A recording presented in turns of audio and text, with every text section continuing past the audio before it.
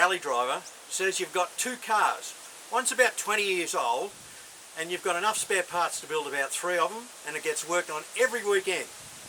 And your second car is a more modern car with a tow bar that never gets worked on. Meet that car.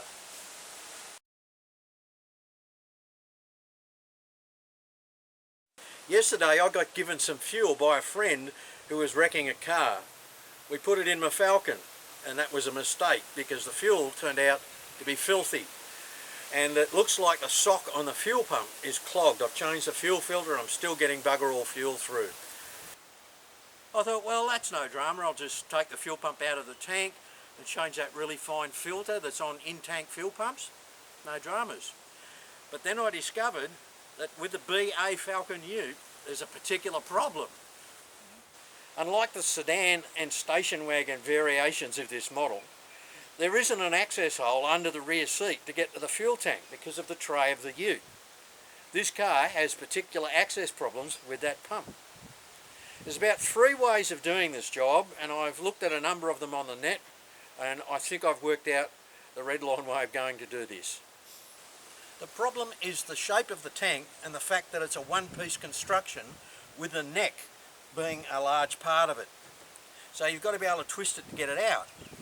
The Ford manual says undo the tail shaft, take that right out, undo the handbrake cable on the passenger side, take both disc calipers off the back, undo the U-bolts on the back axle, slide the back axle back and drop the whole tank down. Forget it, I'm not doing that.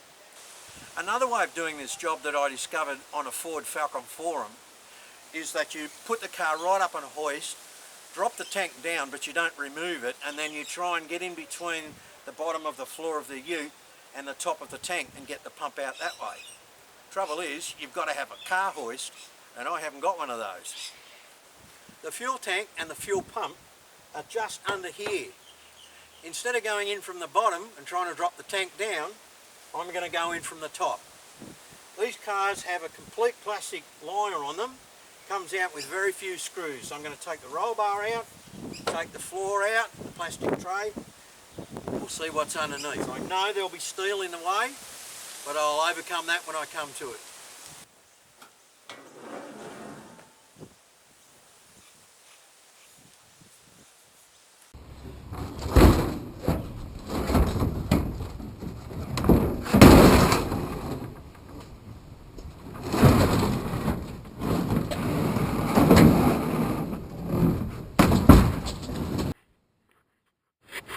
Here's the back of the ute and the tray out.